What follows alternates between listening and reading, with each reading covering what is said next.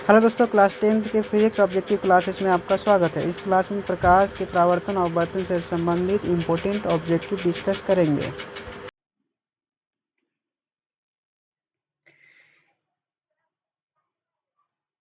Question number 1, प्रकाश की किरण गमन करती है। प्रकाश की किरण सीधी रेखा में गमन करती है। इस क्वेश्चन का सही आंसर होगा ऑप्शन ए। नेक्स्ट क्वेश्चन है, प्रकाश का वेग न्यूनतम होता है। तो प्रकाश का वेग इन चारों में न्यूनतम कांच में होता है। क्वेश्चन नंबर 3, मोटर गाड़ी के चालक के सामने लगा रहता है। मोटर गाड़ी के चालक के सामने उत्तल दर्पण लगा रहता है, जिसके कारण वह उस दर्पण में पीछे का पूरी दृश्य को देख पाता है।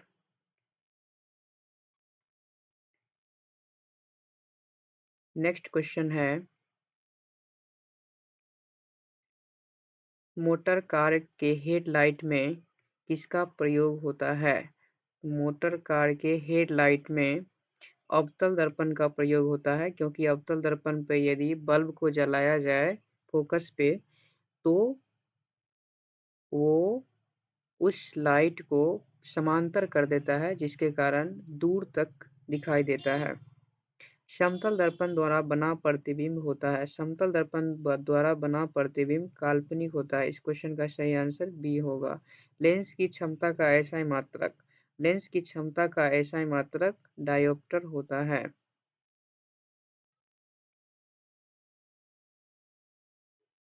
नेक्स्ट क्वेश्चन है, प्रकाश की किरणों का पथ दर्शाने वाले चित्र को कहते हैं। तो प्रकाश की किरणों के पथ दर्शाने वाले चित्र को किरण आरेख कहते हैं। इस क्वेश्चन का सही आंसर होगा ऑप्शन ए। अगला क्वेश्चन है,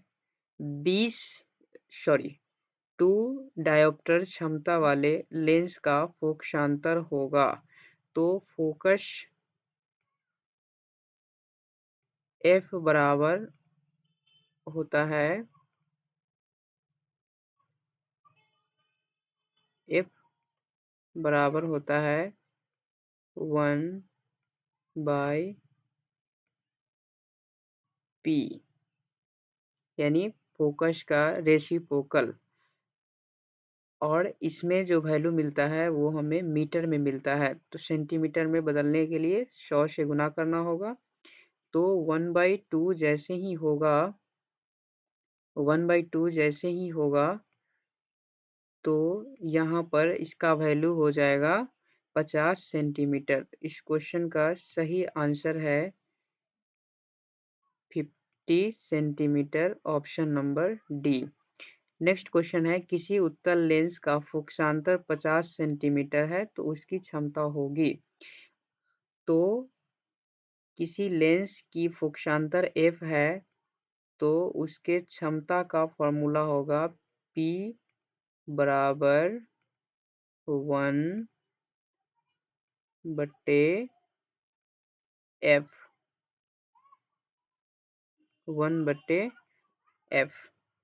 तो 1/50 सेंटीमीटर जैसे ही करेंगे, लेकिन ये फॉर्मूला तब के लिए लागू होता है जब फोकस दूरी मीटर में होता है। अगर फोकस दूरी सेंटीमीटर में है तो फॉर्मूला में 1 की जगह पे 100 हो जाएगा। तो जैसे ही फोकस दूरी का वैल्यू हम लोग 50 नीचे रखेंगे तो कट करके 2 डायोप्टर इसका सही आंसर होगा। और उत्तल लेंस का फोकस दूरी पॉजिटिव होता है, इसलिए इसका क्षमता भी पॉजिटिव होगा, यानी प्लस का 2 डायोप्टर, ऑप्शन नंबर डी सही।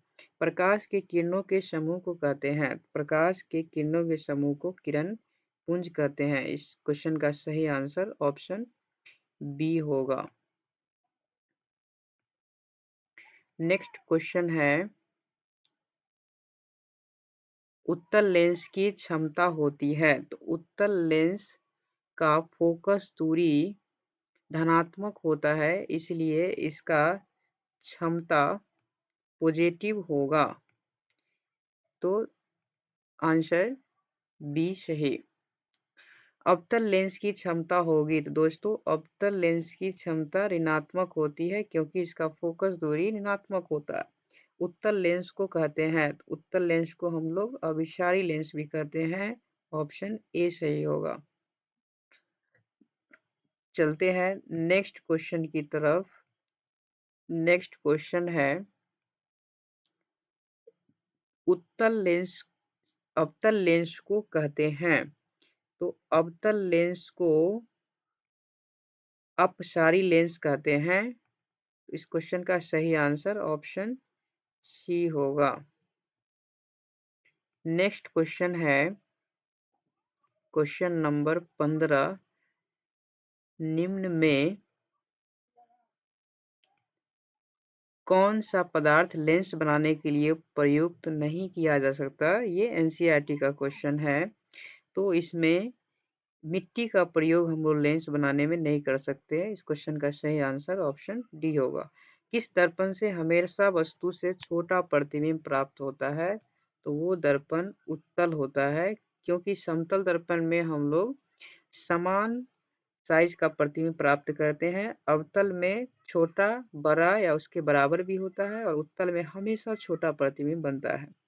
किस दर्पण से वस्तु का बड़ा प्रतिबिंब बनता है?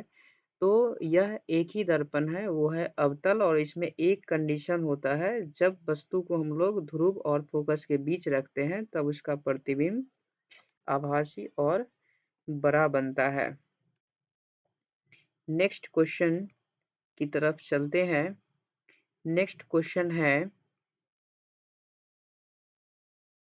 प्रकाश के परावर्तन के कितने नियम हैं? तो प्रकाश के परावर्तन के 2 नियम होते हैं। पहला, आपतन कोण परावर्तन कोण के बराबर होता है।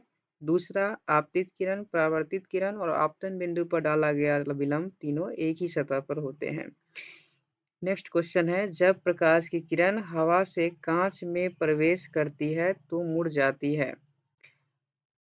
तो हवा एक विरल माध्यम है और कांच में प्रवेश करेगा तो इसका वेग घटने के कारण ये अभिलंब के निकट मुड़ जाता है। ऑप्शन बी सही होगा इस क्वेश्चन। अगला क्वेश्चन है फोटोग्राफिक कैमरा का अभिदृश्यक होता है। फोटोग्राफिक कैमरा का अभिदृश्यक उत्तल लेंस होता है। फोटोग्राफिक कैमरा एक नेत्र की तरह काम करता है और नेत्र में उत्तल लेंस होता है, इसलिए फोटोग्राफिक कैमरा में भी उत्तल लेंस होगा। साइड मिरर के रूप में प्रयुक्त होता है। साइड मिरर के रूप में उत्तल दर्पण प्रयुक्त होता है। अगला क्वेश्चन है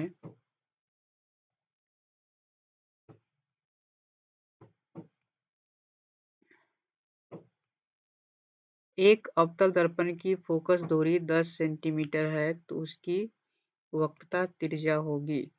तो फोकस दूरी और वक्रता त्रिज्या में संबंध F बराबर R/2 होता है, यानी फोकस दूरी वक्रता त्रिज्या की आधी होती है।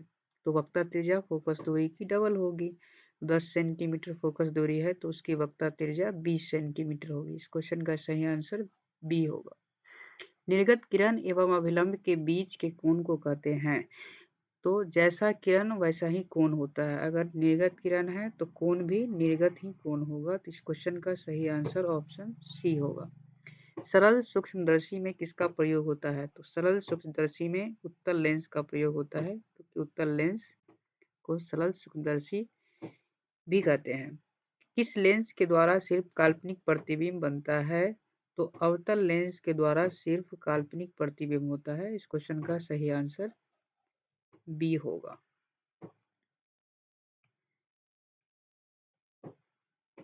अगला क्वेश्चन है परावर्तन के नियम से निर्धारित होता है। तो परावर्तन के नियम आपतन कोण परावर्तन कोण के बराबर होता है। तो इस क्वेश्चन का सही आंसर ऑप्शन ए होगा। काल्पनिक प्रतिबिंब होता है तो काल्पनिक प्रतिबिंब हमेशा सीधा होता है। तो इस क्वेश्चन का सही आंसर ए होगा। अगला क्वेश्चन है लेंस में मुख्य फोकस की संख्या होती है। तो लेंस में फोकस तो 2 होता है परंतु मुख्य फोकस एक ही होते हैं। तो ऑप्शन बी सही होगा। अगला क्वेश्चन है सर्च लाइट का परावर्तक सतह होता है। तो सर्च लाइट हम लोग टॉर्च को कहते हैं और सर्च लाइट में अवतल दर्पण होता है। दाढ़ी बनाने में कौन सा दर्पण प्रयुक्त होता है? तो दाढ़ी बनाने में अवतल दर्पण प्रयुक्त होता है। इस क्वेश्चन का सही आंसर ऑप्शन सी होगा। एक उत्तल लेंस की क्षमता एक डायोप्टर है तो उस लेंस की फोकस दूरी होगी। फोकस दूरी और क्षमता में संबंध रेसिप्रोकल होता है, यानी फोकस दूरी उत्तल लेंस या लेंस की क्षमता के रेसिप्रोकल होगा। तो एक डायोप्टर का रेसिप्रोकल एक ही होगा लेकिन मीटर में होगा। तो 1 मीटर बराबर 100 सेंटीमीटर। उत्तल लेंस का फोकस दूरी पॉजिटिव होता है, इसीलिए ऑप्शन सी सही होगा। किसी गोलीय दर्पण तथा किसी पतले गोलीय लेंस दोनों की फोकस दूरी -15 है, यानी ऋणात्मक है, तो दोनों अवतल होगा। ऑप्शन ए सही होगा। अगला क्वेश्चन है,